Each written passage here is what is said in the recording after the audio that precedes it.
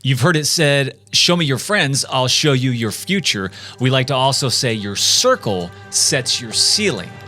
So today, you're going to learn how to choose friends to let in your circle that will pull you higher, not hold you hostage, right now on Leading Forward.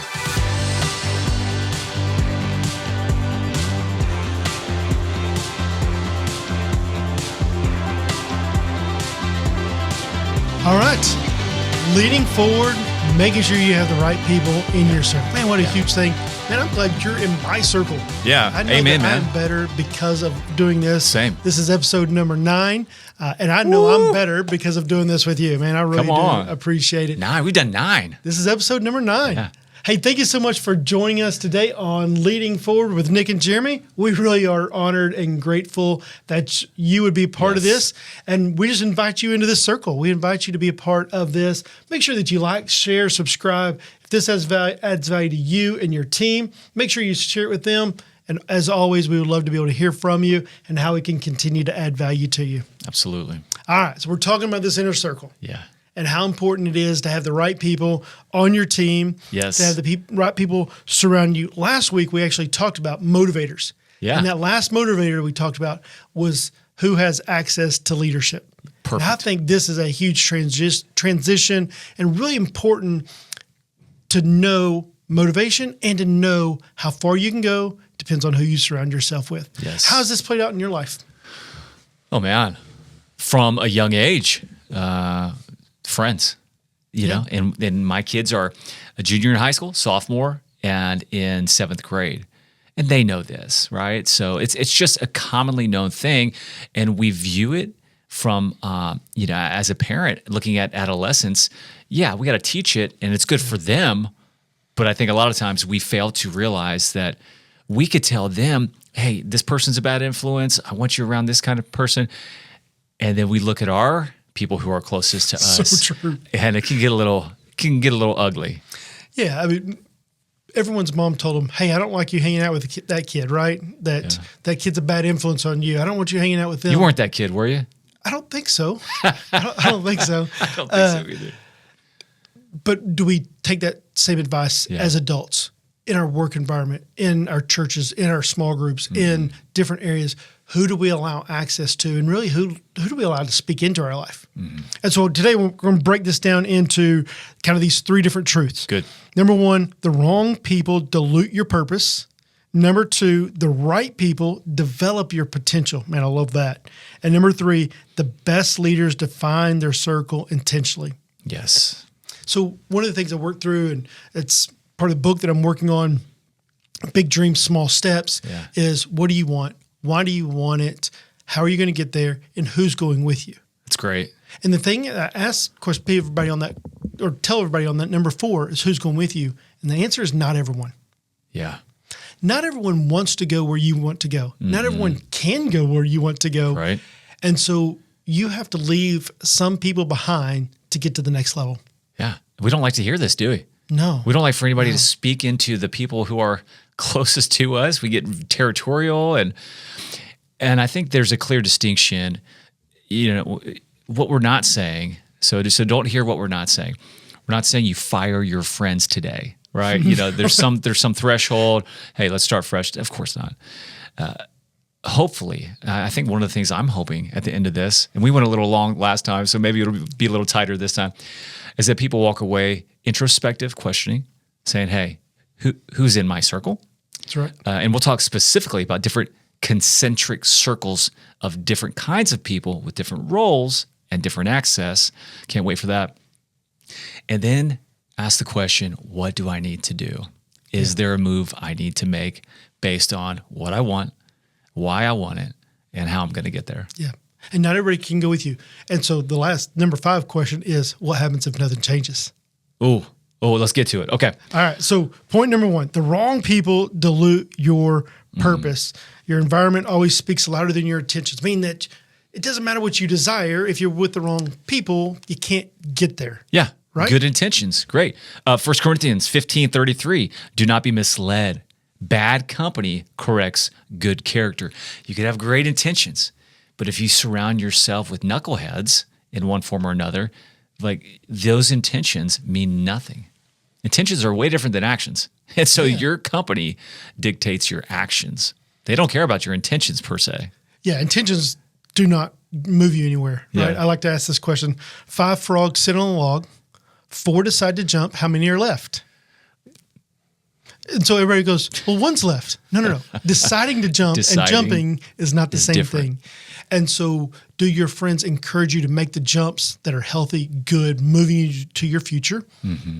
Do those people speak into your life?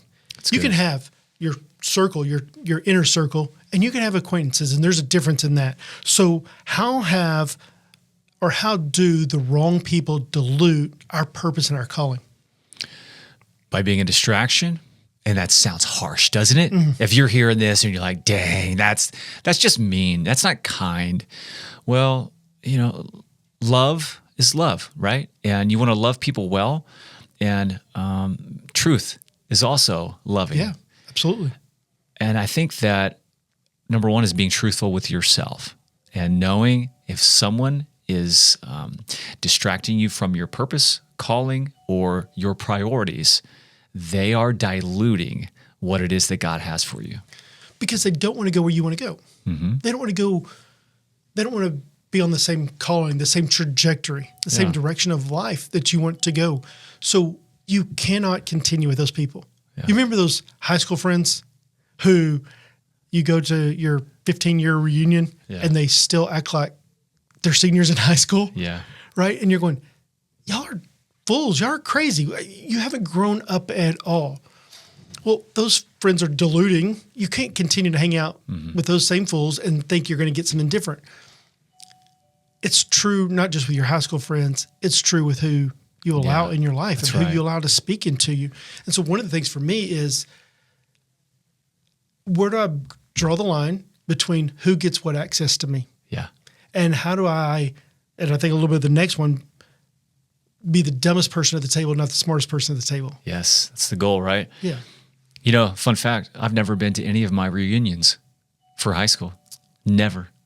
It's kind of like that. Like I've been back home. I'm from Ohio. I'm going back home in 2 weeks, man. It's going to be great. But I just have never made it back for those, and I don't feel like I'm missing much. Okay, I want to be clear. Really don't, man.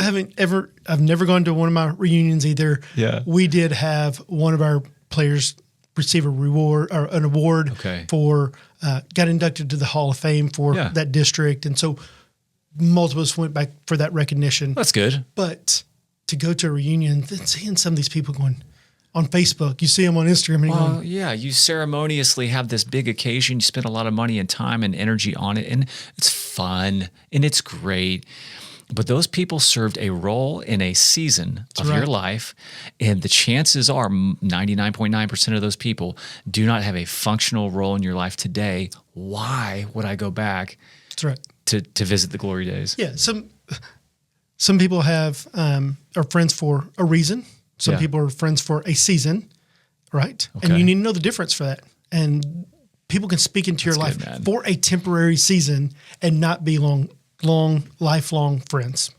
Okay, so Harvard Business School said people with disengaged coworkers are 30% more likely to underperform. That seems like, I expect that. Yeah, that's par for the course. All right, we talked about this Kellogg study. Talk about that a little bit. Yeah, sitting within 25 feet. And there are variations of this study. This is really crazy to me. Yeah. Proximity matters, right? You just said that. Sitting within 25 feet of a high performer increases productivity by 15%, but sitting near a low performer drops it by 30%, double that. So when Proverbs is talking about walk with the wise and become wise, it's real. Like it's actually... It's strategic. We see that playing out in this study and in life. Yeah, this is where statistics finally caught up with spiritual truth. It's a good example. Right? Just say that if you sit within 25 feet of a high performer, you increase productivity 15%. But if your ninth grader sits in a class with someone who is a low performer, who does not have the same values as your family, their performance drops 30%. Thinking about that for our kids. Our kids go to school together, and creating that culture. who do you want your kids surrounded by, and who are you surrounding yourself by? Right. And I think we're wise to listen to our kids and to kind of take these types of things into consideration. If it's public school, guys, it's hard. It's very hard. difficult. At big classes, and the size of your school matters. And God bless our teachers. God Absolutely. bless our administrators. They're doing so much to pour into our kids. And things like this are real. So if your kid is saying, man, it's hard for me to focus, Mom, I just, Maybe there's a reason. They're absolutely, look into it. Look into it. Okay, so my wife works in education, but we've both moved our kids into private schools in the last Right. year. It's been a huge sacrifice financially. It's been huge for time, major changes, right? Yeah. But we can't tell our kids, don't hang around with these people because they're not your future, and then not give them an opportunity to be in an environment with people who have their same desires and want to go where they want to go. Yeah. And so we have to work to create that environment with our kids, with our work, with our own lives. Yeah. That's well said, man. All right. If your future looks like your 5 closest friends, what direction are you heading right now? Number 2, good. The right people develop your potential. Yeah. And this is where we're talking about the high performers, proximity matters. When you're talking about high performers, Proverbs 27:17, as iron sharpens iron, so one person sharpens another. And I think we use this quote, like even biblical scholars and non-Christians will use this quote, probably not really knowing where it came from or the significance of it. But one of the things that, and every men's study and every men's event, this is the go-to, and I get Iron it. Man. And what we don't really think a lot about is that friction and what happens when iron is sharpening iron. Things are lost. There are small pieces of fragments that are set loose and discarded, because that right. sword, that tool, has a function and a purpose. And back to your point, not every person is going to go with you for your entire journey, nor should they. So one of the best examples that I love teaching on this is Paul, Barnabas, and John Mark. Yeah. Okay. That there is a sharp disagreement. That's biblical terms for they were pissed off at each other, right? Right. There was this sharp disagreement between them. John Mark had deserted Paul at one point.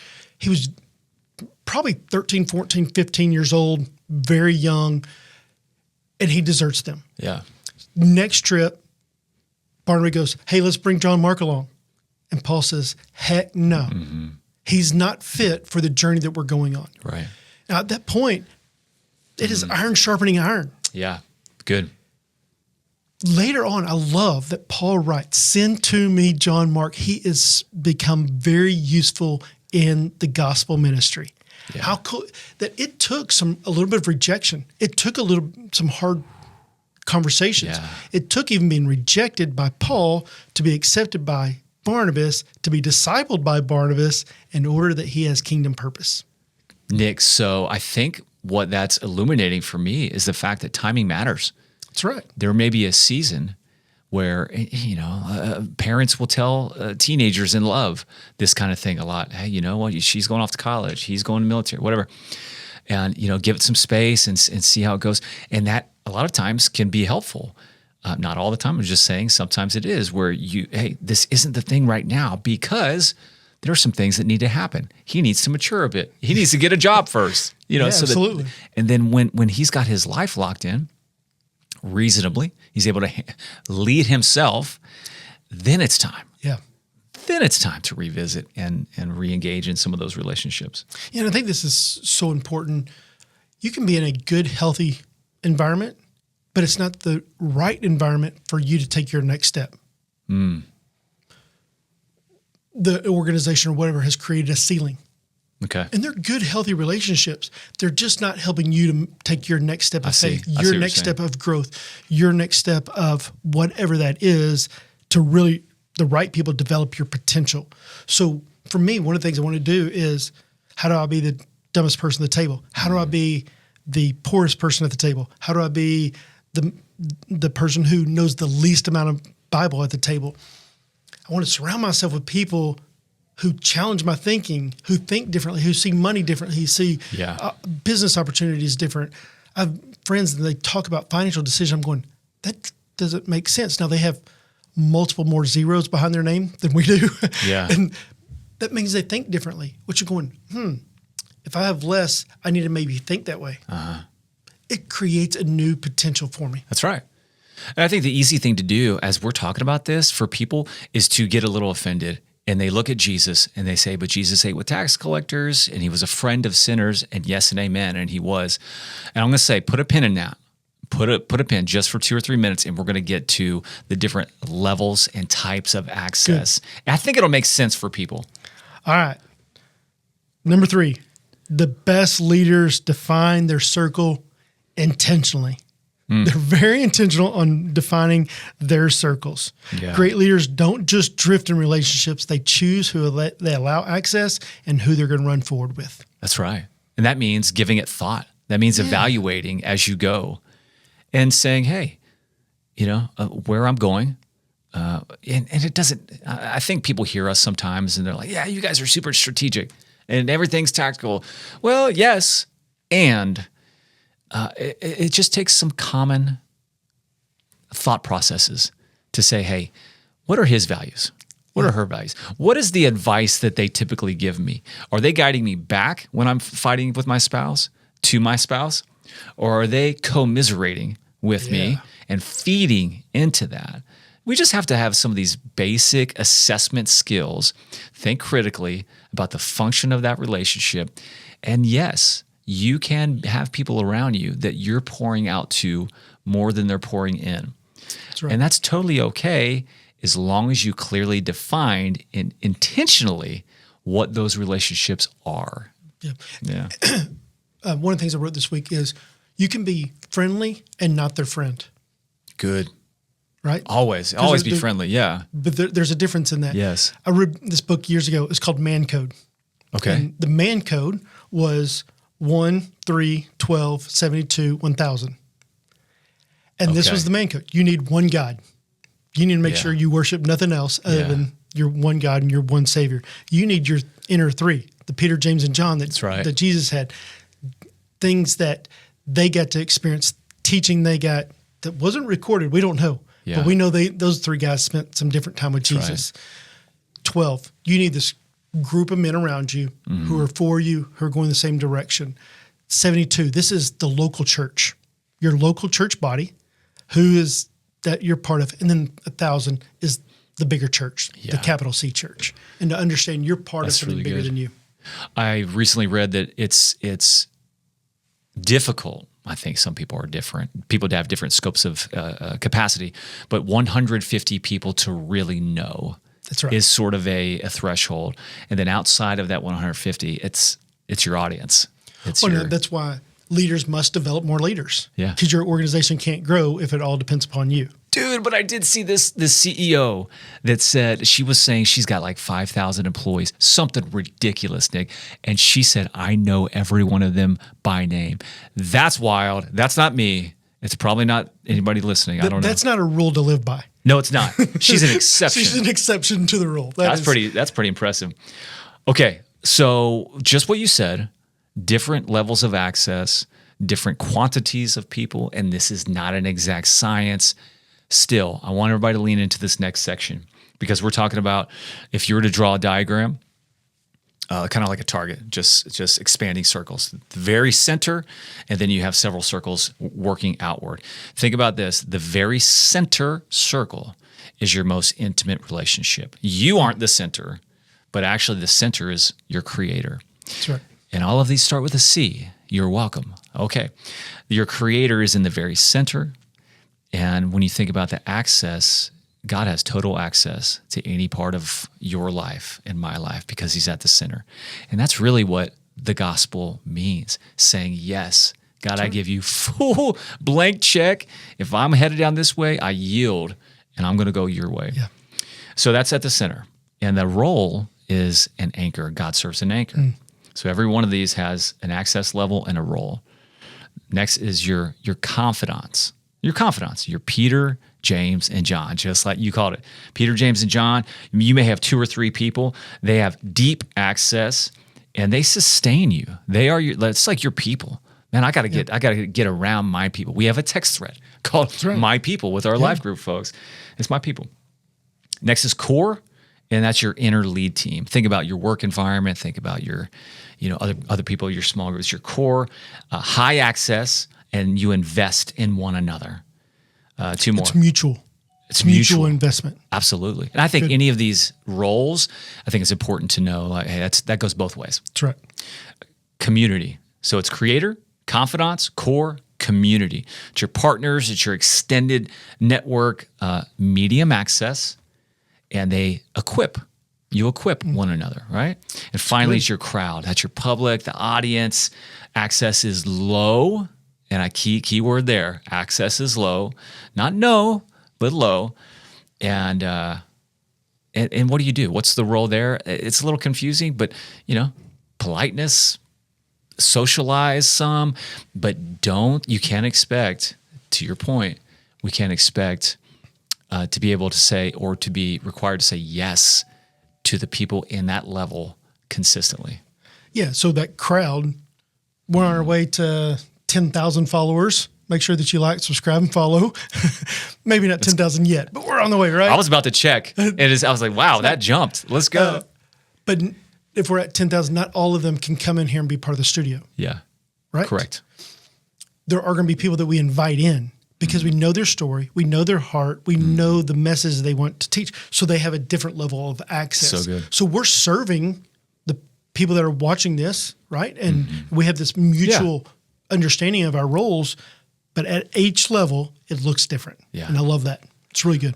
I think that can be, if that's a lot for you, there's a couple truth teller. This is the easier way. You need truth tellers, you need encouragers, and you need builders in your life. And that's just an alternative way to view it. Who in your life? Okay, I've heard it a different way, okay? What is your way? So I heard you need 3 guys in your life. Okay. You need someone who will pray for you. Okay. These are all 2 o'clock in the morning people. Okay. Yep. Okay. I get it. 3 guys that you can call at 2 o'clock in the morning. You need one that'll wake up and be on their knees praying for you. You need one that you call them at 2 o'clock. They'll bring you $10,000. And you need one that you can call and they'll have a shovel and they're ready to go. That's right. No questions asked. That's okay. So said another way, never have your circle so holy that you don't have anybody in it that's willing to throw hands. Have you heard that? Yeah. I love that one, man. I love that one. Yeah, we had Rocky Hernandez on here a few weeks ago, and he has a coffee mug that says half holy, half hood, It's reality, man. Shout out to Rocky there. It's reality. Okay. So, Nick, question, man. If you had to design your circle today intentionally, as we're talking, who stays, who shifts, and who shouldn't have access? I don't want names, but I just like for real, because we're preaching to ourselves. Yeah, we're leading ourselves in a lot of this, and I'm asking myself the same question right now. So let me refine my question. Are there any moves that you feel like, based on where you're going, that you may need to assess and think about? I hope it's not me, man. No, I think that's you're good, brother. Okay. I think that's a great question. I think it's a great question because it's something that probably needs some ongoing evaluation for everyone. Yes. And so for me thinking about it, there have been people who I tried to invest in and who didn't see the value. Mm-hmm. So they're not at the 3 or even maybe the 12, but they didn't want to have this mutual relationship of we're both adding value. And so they need to move out a step. Yeah. Right? There are some people who I need to be more intentional about pursuing and going, how do I help? Or how do I connect to them?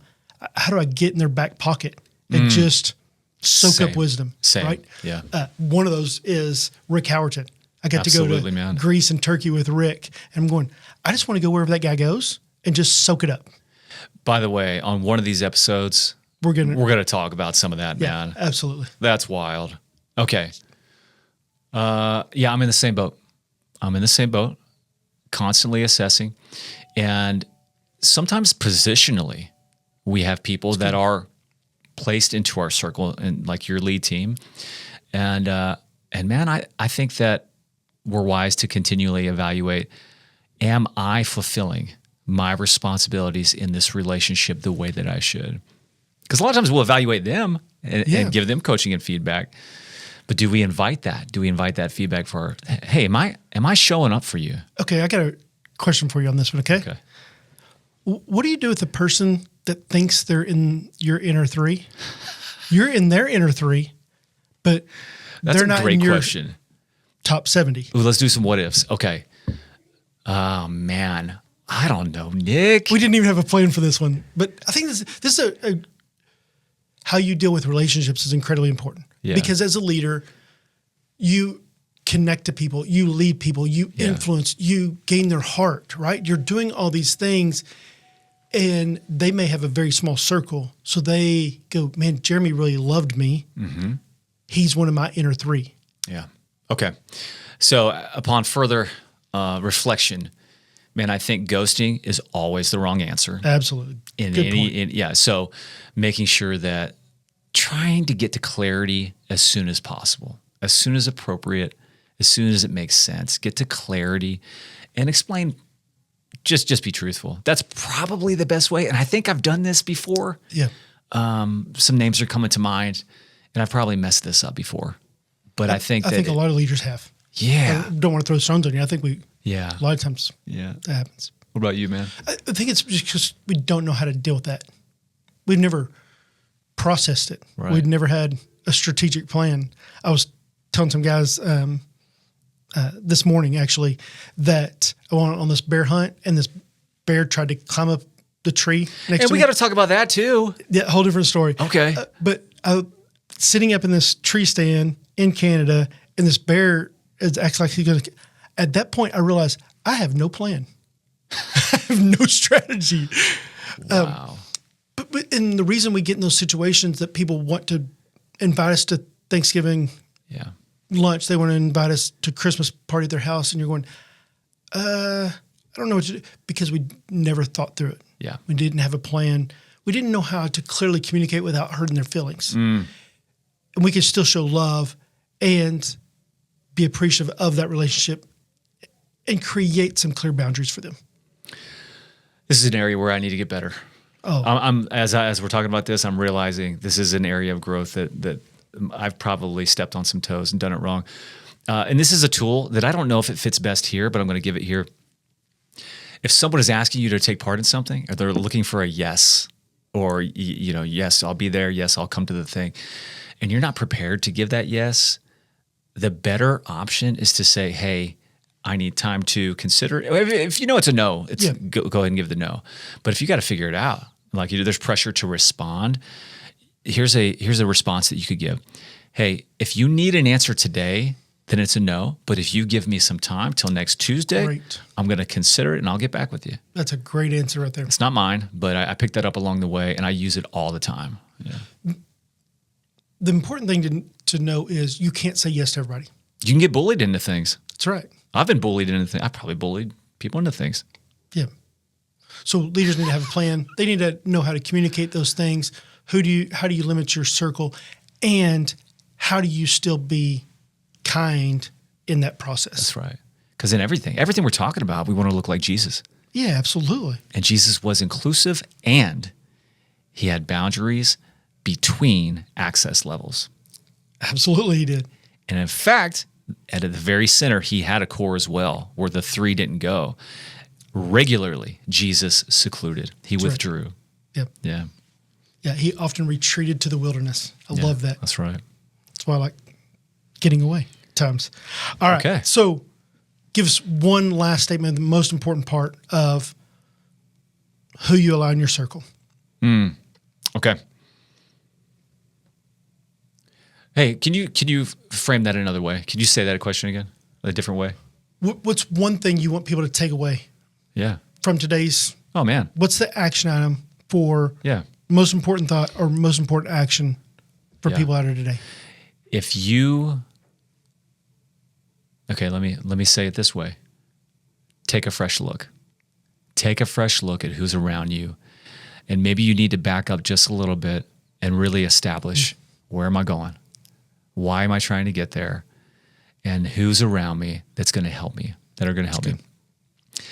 At the same time, you can ask yourself the reverse question. Look at the people who you feel like you're in their circle. Am I serving them in the way that Simon Sinek says this. Sorry, I'm not in a clear, concise statement, but Simon Sinek says this. He defines relationship or friendship the same way he does a relationship, same way he does an intimate relationship. Two people agreeing to grow together. Ooh, I like that. So just take a fresh look. Are you fulfilling your end of the bargain? Do you need to make some moves? Do you have the courage to do it? I hope this inspires you to do so. Absolutely. Yeah. It's so important. If you want a different future, you have to surround yourself with different people. Doesn't mean you have to get rid of everybody. Right. It just means you have to be intentional about who gets different access. Bloop them into the next circle. That's okay. Bloop. That's right.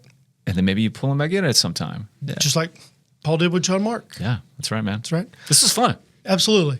Hey, thank you so much for joining us today on Leading Forward. It is so important that who you have around you determines your future. It's not just what Mom said, it's what Scripture said as well. Continue to learn, continue to grow, continue to influence others, and always